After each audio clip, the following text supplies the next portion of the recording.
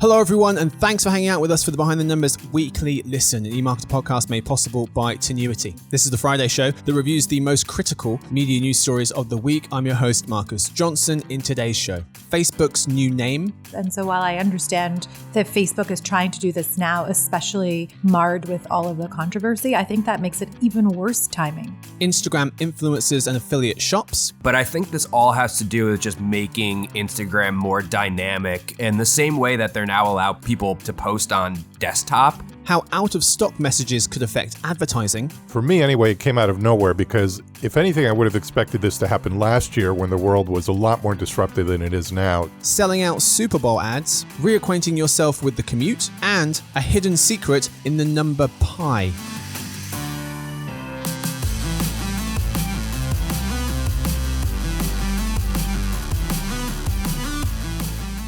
Join me for today's episodes. We have three people. Let's meet them. We start with one of our principal analysts covering retail. It's Susie David Kenyon. Hey, everyone. Thanks for having me, Marcus. Hello there, Susie. She heads up our retail desk. We also have joining us our principal analyst covering TV and video, who heads up our advertising and marketing desk. It's Paul Werner. Hey, it's great to be here, but I've changed my name to Beta because I feel like I'm not quite ready for release. I'm not calling you that, okay? I'm not doing it. We're also joined by one of our retail and e-commerce analysts. It's Blake Drosh. Good to be here. Hey, chat. So, what do we have in store for you today? We have 4 segments as usual. We start with the first segment, which is Story of the Week. Facebook's got itself a new name. We then move to the second segment, a Game of the Week, where our contestants, Susie, Blake and Paul, try to win pretend points for a pretend belt. We then move to the third segment, Working from Somewhere, where we talk about what it's like to work in this hybrid world. And finally, Dinner Party Data, where we talk about stuff we just recently learned, is our fourth and final segment. We start with Story of the Week, segment number 1. Facebook's new name. Facebook just recently announced a name change for the company at its annual Connect conference last Thursday. The rebrand positions the Blue Facebook app as one of the many products under a new corporate parent company called Meta. Meta Platforms Inc. is its full name, overseeing its social media apps and products like Facebook, the Blue app, Instagram, WhatsApp, and Oculus, which is going to be rebranded eventually, but it's VR and AR efforts and more. The company formerly known as, but also still known as Facebook, is looking to shift from a social media platform to a metaverse company. The metaverse, as Kevin Roos of the New York Times explains, is what Facebook CEO Mark Zuckerberg sees as a clean, well-lit virtual world, entered with virtual and augmented reality hardware at first, and more advanced body sensors later on, in which people can play virtual games, attend virtual concerts, shop for virtual goods, collect virtual art, hang out with each other's virtual avatars, and attend virtual work meetings. Nicola Mendelsohn, VP of Meta for EMEA, says, quote, "It's a new chapter for our company. The name Meta is really about where our company is going and also the future that we want to help build," close quote. It's fitting then that the word meta comes from the Greek word meaning beyond. The move obviously also follows a series of negative stories about Facebook based on documents leaked by an ex-employee. So, folks, we'll start with your biggest takeaways from the name change. Like the Google name change or the corporate rebranding, I don't think this one is going to stick in the public consciousness. And that's because the brand is synonymous with the company, which was the case, still is the case with Google. So I don't see people suddenly changing and calling this thing Meta. There have been other corporate rebrandings where people have changed, but they've been mostly companies that weren't as high profile or consumer facing, like Philip Morris changing to Altria or Arthur Andersen changing to Accenture. So, that was a consulting firm. And then in the case of Philip Morris, the cigarettes that they sell were not branded generally Philip Morris. So I think it was easier for those companies to kind of shield themselves behind the name change. But in this case, people are still going to call it Facebook. So it really doesn't carry a lot of weight in my view. I mean, it does signal where the company thinks it's headed, but it also does seem like it's a distraction. The name change, yeah, it's interesting, Paul, as you mentioned, Facebook. So they're kind of having the Alphabet moment. That was back in 2015 when Google went to Alphabet as the parent company. Snapchat created a parent company called Snap in 2016 as well. There's a great piece by Nick Rutley, a visual capitalist, showing the different reasons companies have changed their name. And there's about 6 different reasons. Paul, you mentioned the first one, social pressure. Tobacco giant Philip Morris changing its name to Altria in 2001. A fresh start. TWC, Time Warner Cable, to Spectrum, 2016. Outgrowing their current name, Apple Computers became Apple, or Apple Computer became Apple. in 2007, an early pivot. Instagram started life as something else and changed in 2010. It was Bourbon? I don't know actually how you say that. Copyright issues. Snapchat was forced to change their name in 2011 from Peekaboo. Or course correction. Oath moved to Verizon Media in 2017. So there's always different reasons. It seems like Facebook's changed their name for a couple of these reasons. Social pressure, a fresh start, and outgrowing their current name as well. And it does signal their ambitions. As Mark Zuckerberg said in March, the Facebook CEO, he told Casey Newton, who's a journalist, that Facebook will be a metaverse company, not a social media company in the next 5 years. They've since said they're hiring 10,000 new people in the EU to work on the metaverse and pledged billions of dollars to the cause as well. So it seems like there's a lot of reasons why they've decided to change their name. So for me, I think you can't just randomly change a company name and expect people will follow suit. People just have an emotional connection to logos and brands. And so while I understand that Facebook is trying to do this now, especially marred with all of the controversy, I think that makes it even worse timing, because it's like they're trying to escape from something by doing something else that's just out of left field. And then it made me think of one of the authors who was talking about Facebook as an entitled little child. I'm adding a little bit of drama to it, but that is crying in the playground and is unhappy. And so is just going to randomly decide to throw a temper tantrum and change their name in the hopes for the best. And Meta is like such a big thing everybody's talking about. It's as if it's their own now. And how can you claim? It's like claiming Kleenex is yours, even though I understand Kleenex does belong to someone as a brand, but not anymore. Yeah, the timing is good for them, bad it seems for everybody else. They obviously, Susie, as mentioned, they're trying to distance themselves from this kind of baggage associated with their main product. If they'd done this when they didn't have all this kind of controversy kind of swelling around the company, you would have said, oh, okay, it's a natural next step for the company. And does make sense for a lot of reasons. But because of the negative news kind of swelling around Facebook, it does seem like it's really badly, but also really strategically timed. Blake, what about for you? The company, I mean, it's pretty on the nose. Yeah, it's, quite a gamble, I think, to like rebrand the company around, something that is not even really here yet. I think most people don't even really understand the scope of what the metaverse is. It's sort of a theoretical thing that is being thrown around. And, the question around whether or not people are really going to be into something this immersive is the, jury's still out on it. It's kind of a weird, because of the fact that it's such like an immersive experience, and with the bad press around Facebook and people not really trusting Facebook with their information anymore, it doesn't, seem like the two are really gonna jive. Even if people are interested in experiencing the metaverse, they might want to go somewhere else other than Facebook. And so even though it sort of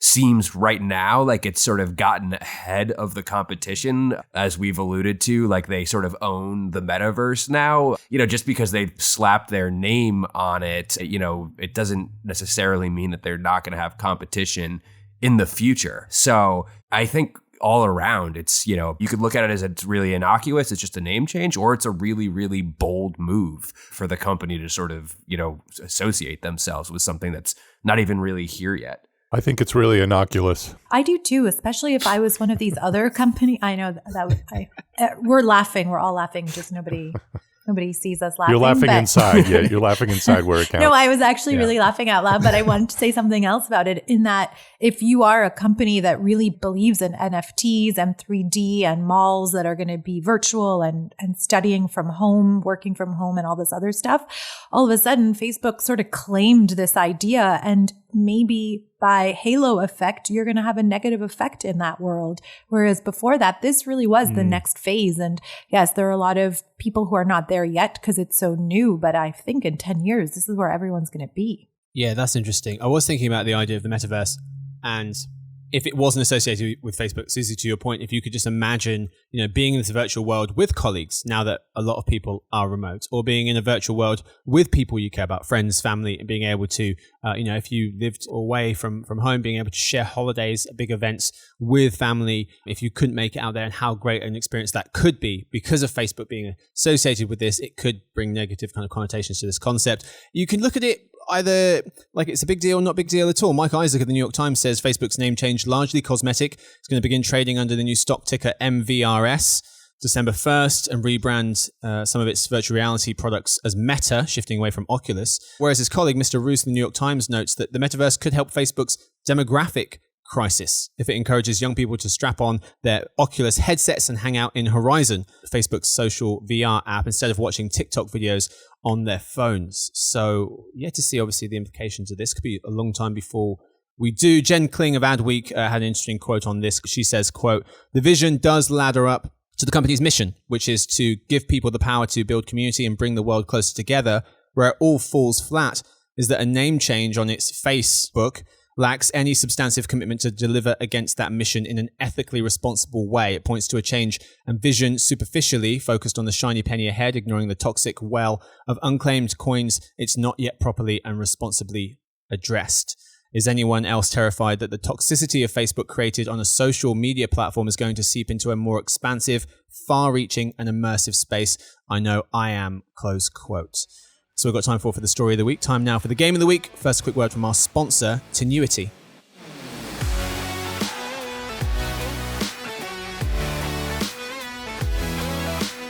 It's time to stop thinking about brand and performance separately. The funnel has collapsed. Brand and performance are now one. With top-notch marketing, you can go from awareness to click in a few seconds. That means you can sell as you brand and brand as you sell. Rethink performance with Tenuity, the largest independent performance marketing firm across streaming TV and the triopoly of Google, Facebook, and Amazon. Find out how at rethinkperformance.com.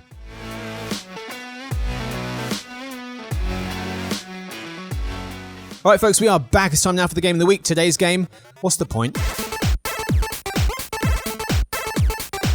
The part of the show where we read out 4 stories and have our contestants, Susie, Blake, and Paul, tell us what they think is the main takeaway of the story. Okay answers get 1 point, good answers get 2, and ever so slightly better answers will get you 3 points.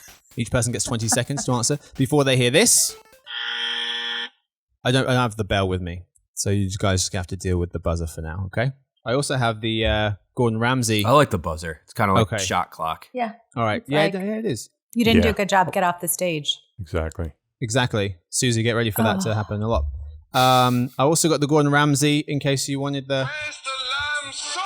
That's a throwback. We haven't had that in a while. That's for you, Blake. Yep, the buzz is back just for this week, and Gordon Ramsay's also made an appearance. Anyway, that's how we play. You get points for good answers. Each person gets 20 seconds before they hear that noise. Whoever has the most points wins, gets the last word. Let's start. We start with Paul. Instagram influencers and affiliate shops.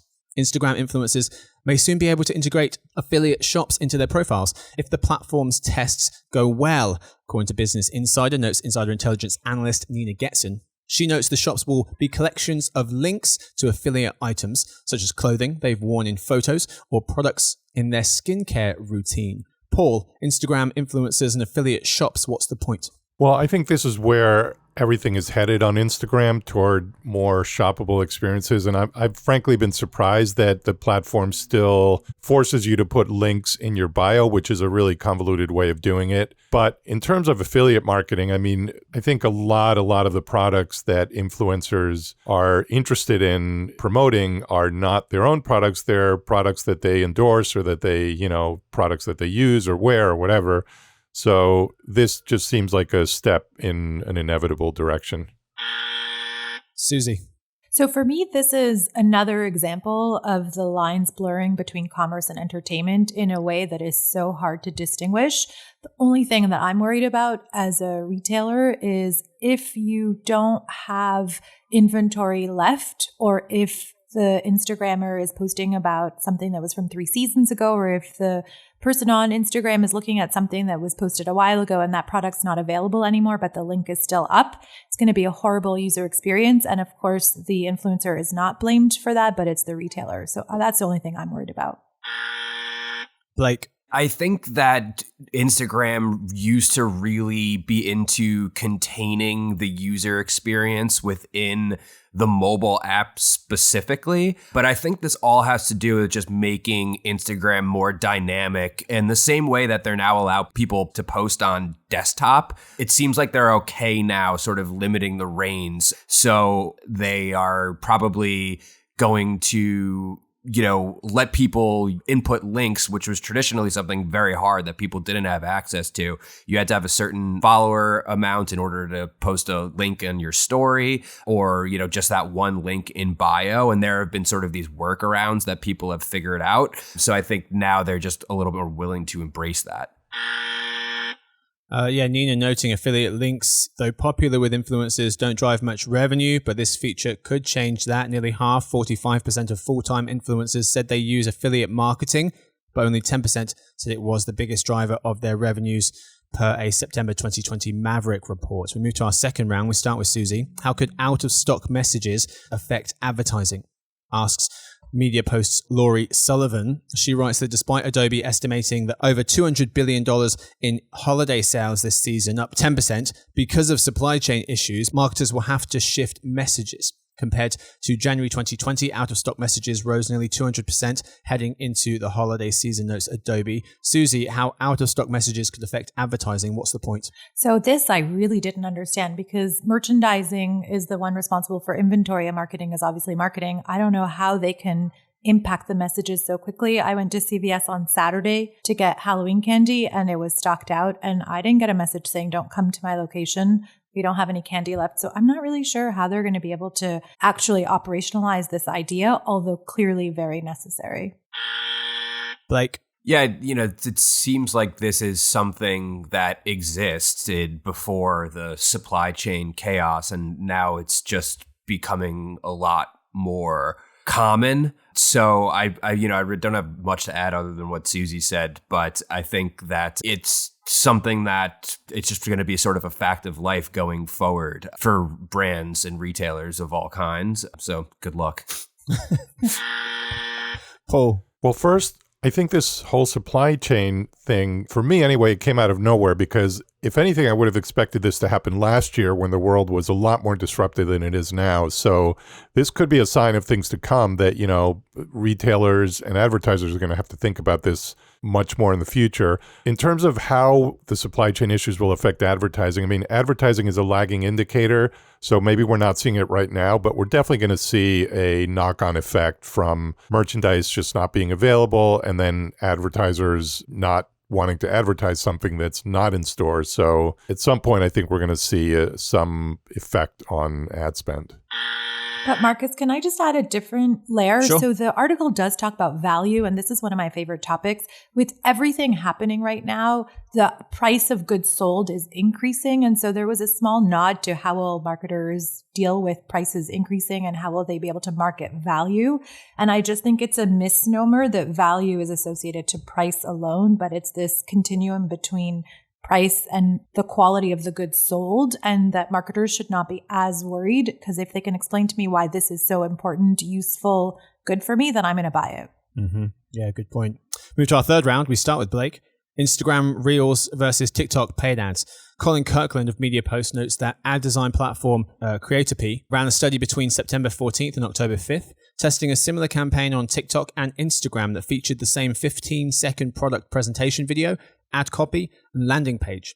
Each had total spend of around $1,000, targeting 25 to 44-year-old Americans with similar interests. They found Instagram Reels outperformed TikTok. A few other findings. Number one, Reels reach was nearly 400,000, nearly double TikTok's 200,000. Number two, Reels impressions were almost triple. Number three, the Reels ad also produced slightly more clicks. Number four, to reach 1,000 prospects, Reels charged $2.60, while TikTok charged $5. Number five, Reels CPM was just $1.67, 2.5 times cheaper than TikTok's $4.38. Blake, Instagram Reels versus TikTok paid ads, what's the point? Yeah, I think it's just a reminder that Instagram just still has way more users than TikTok does. And I think there is one thing that I noticed about this is that they targeted people over the age of 25. I believe the range was between 25 and 40 or something. So knowing what we know about TikTok's demographic, that seems like a little bit old to be targeting, people who are only 25 years of age and older. So I don't know if it was really set up to, make TikTok succeed given the demographic that they're targeting. Paul. Yeah, I mean, I was going to make the same 2 points about reach or about the user base and the demographics. It's interesting that when we talk about demographics, a lot of the underlying reasons for Facebook doing many of the things it's doing, including the name change, have to do with their aging demographics, particularly on Facebook, but even on Instagram. Whereas you look at TikTok and they have that, real youthful appeal. But in this case, in the case of this analysis of the ad products, clearly Instagram's demographics give it the upper hand. Susie. The only thing I would add, because I agree with what everyone just said, was that it seems like based on this experience or experiment that Instagram, which is a little bit older, is more flexible. And I don't mean older in terms of users. I just mean in terms of being an app that people go to. It just seems like it's a little bit cheaper. It performs a little better in terms of flexibility and more room to personalize. And while, yes, the demographics might not have been exactly in favor of TikTok, I wonder if the idea that you can personalize your ads in Instagram just made it have a better reach. Final round, we start with Paul selling out Super Bowl ads. Months ahead of this year's Super Bowl 56, ads are nearly sold out, notes Jason Notty of Adweek. So Paul, selling out Super Bowl ads, what's the point? Well, the point is, we talk a lot about how TV advertising is kind of giving way to digital and connected TV. But the fact is the Super Bowl is the largest TV advertising event. And there are good reasons for people to get in early, including better rates and, obviously the guaranteed exposure. So I think that as other TV properties lose their luster, if anything, it builds up the one remaining kind of like Godzilla that's out there, and that's the Super Bowl. Susie. So the advertising on the Super Bowl, outside of the amazing commercials that all marketers look out for to see what's new and what's cool for the coming year, I would say the biggest learning for me was that everything is negotiable, even advertising on NBC over the Super Bowl. Blake. Yeah, I just think that as all of these other, big TV events sort of begin to lose their luster and as viewership goes over to digital, that it just makes the Super Bowl even more valuable. And I think it's going to continue to be that way. So the article was noting NBC offered big game slots as part of a once-in-a-lifetime sports package. That's what Mr. Notty of Adweek was saying. Advertisers could buy across a lineup of events, including 2 Olympic Games, summer in Tokyo and winter in Beijing, Super Bowl 56, and the 2022 World Cup airing on NBC Universal's Telemundo. During that run of ad inventory, most Super Bowl advertisers also bought spots for one of the other big sporting events. Fox also announced last month that it's opened up sales for Super Bowl 57 ads in 2023, largely because 2022's supply of Super Bowl 56 is so scarce. Right, that's all we've got time for the game of the week. This week's winner, a drum roll. I decided before we started. Paul is this week's winner of the game of the week. Congratulations to Paul. Wow, I don't know what to say. It was not close at all. I'd like to thank my agent. I made that decision a long time ago. You have an agent? No, I'm just kidding. But I do get the last word, okay. Right? I should get an agent.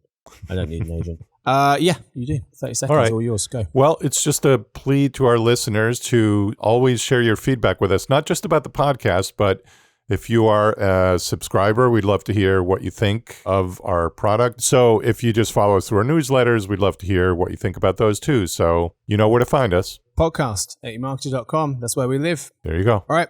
Congratulations to Paul. He wins the championship belt, the game of the week. Time now for working from somewhere. So this week's article was about reacquainting yourself with the commute. We're talking about a piece in Zapier by Jessica Green, which was titled, "Your Commute is Bad for You. Here's How to Make It Better." A number of other articles as well, but that was kind of the central piece for this. And so what are we talking about? Well, in July, a survey of 1,200 working American adults who were users of public transport before the COVID-19 era, 36% of them said they would still take public transport in everyday life, more than personal vehicles, ride-hailing, or bicycles and scooters, according to transportation tech company Translock. That's less, that 36% who said that is less than the 46% who said public transport was their primary means of getting around pre-pandemic. So from 46% as primary method down to 36%. 2006 study led by Daniel Kahneman, published in the Journal of Economic Perspectives, found that the morning commute inspires more negative feelings than any other activity folks engage in during the day, more than actually working or housework. The average US worker used to spend about an hour commuting every day. So for a 5-day work week, not commuting means that you're gaining 260 hours a year. That would be a month's worth of 9 a.m. to 5 p.m. days back in your pocket. What's crazy is that the study published last July by the National Bureau of Economic Research looked at worker activity during the pandemic and found that the workday lasted nearly 50 minutes longer, 50. Workers sending a couple more emails and having more frequent, albeit shorter meetings than before. So actually people have taken that commute time and they're just working more with it. But what has the commute done to us? The article was pointing to a few things. One, a study by the University of West England 2017 found that every extra minute of commute time used to reduce job satisfaction, leisure satisfaction, and mental health. And a 2017 study from Mercer found people with longer commutes are more likely to suffer from depression, have financial concerns, report feeling stressed by work, and less likely to get 7 hours of sleep each night. Folks, some of your thoughts about the article and just the commute in general. I thought it was interesting but it was only towards the end that they made the distinction between your method of transportation for your commute and what the impact was to your overall enjoyment of the commute. Like, I walk to work and I find that it is a good, easy, even though it's a little bit long, it's 35-minute walk, that I can, regroup after the day has happened, or at the beginning. It's like a way to go from personal life to work life and think about what I have to do in a very easy, non-aggressive kind of way. Yeah, I totally agree that quality of commute matters just as much as the length of the commute, or maybe more, because yeah, I mean, I've had commutes when I've walked, for 20 minutes, and that's delightful. And even the commute that I was making before everything shut down involved bike riding and a comfortable train ride, as opposed to, switching 3 subways or waiting for, a train that's late, or buses or anything like that. So I think a lot of it really does come down to, how is it that you commute?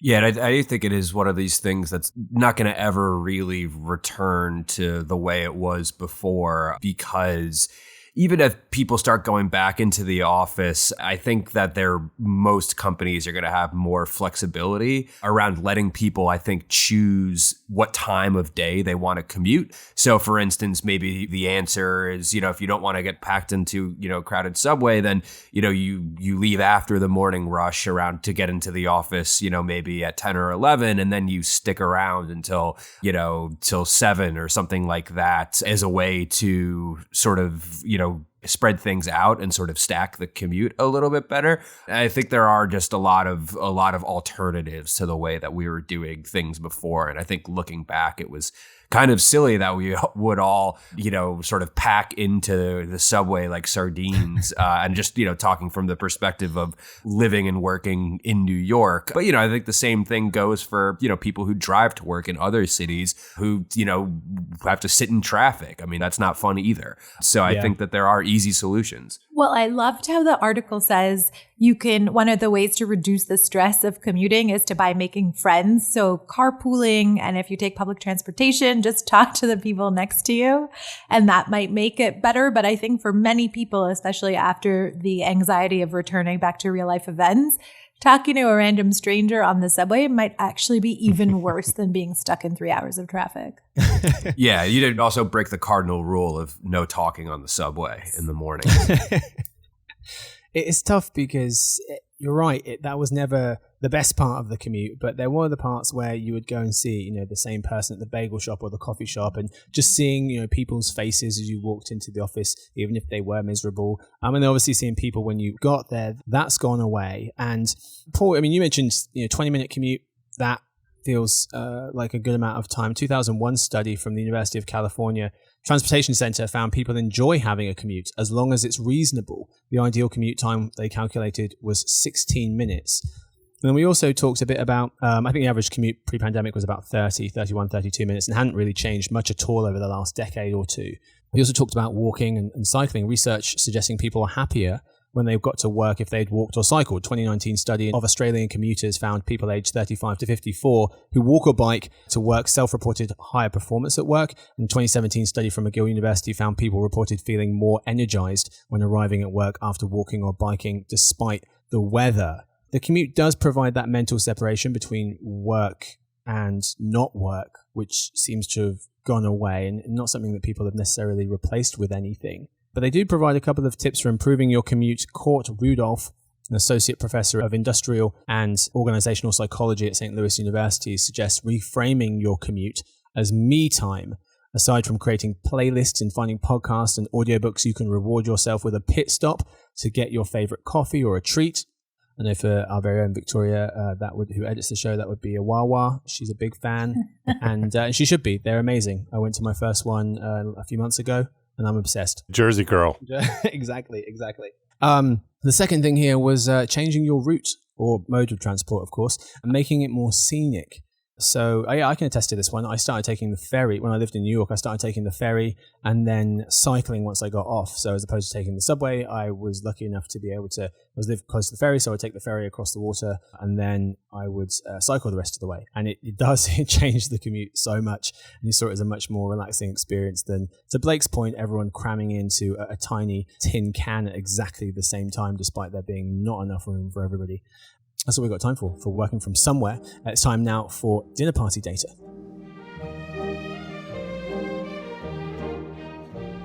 This is part of the show where we tell you the most interesting thing that we've learned this week.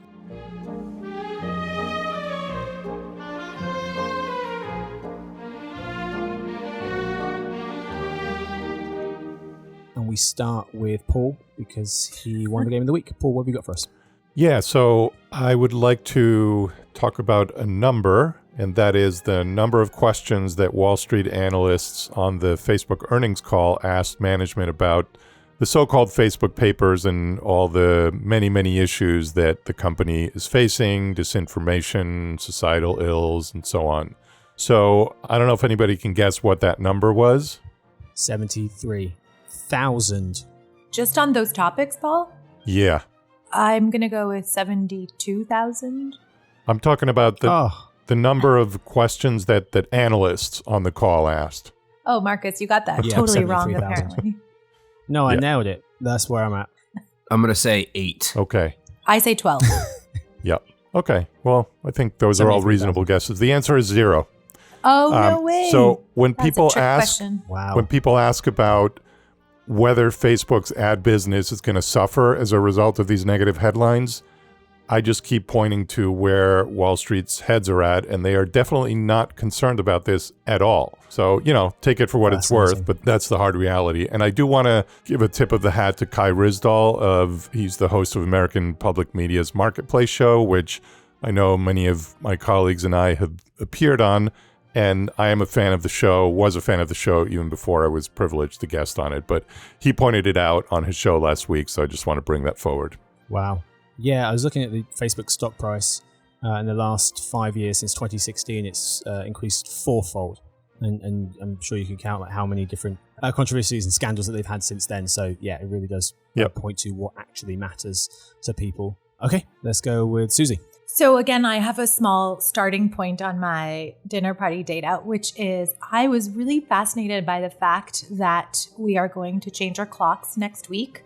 So I did a little bit of research and found out that the UK used to have a curfew bell. And in fact, the king of the UK, the first king of the UK, put in place a sleep law, which was at 8 p.m.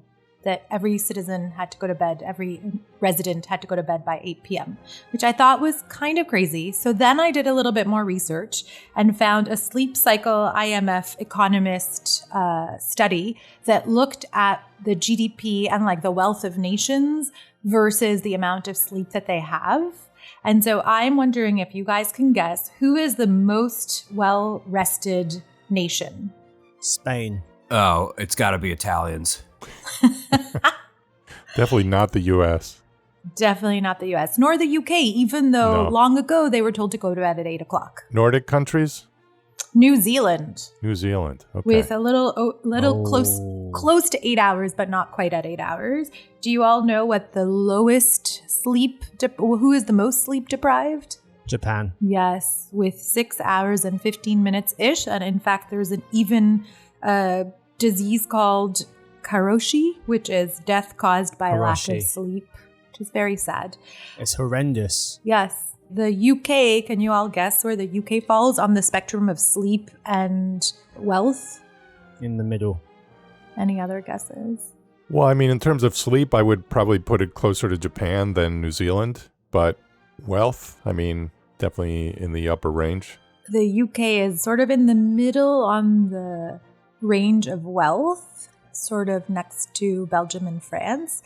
But it is one of the most rested countries that comes in at a little bit over 7.5 hours, which leads us back to the curfew bell and one of the most interesting facts about the UK. Was this just that one day when the clocks changed? Were you just like, it's one time in history? Or just the king was like, from now on, no one up past 8?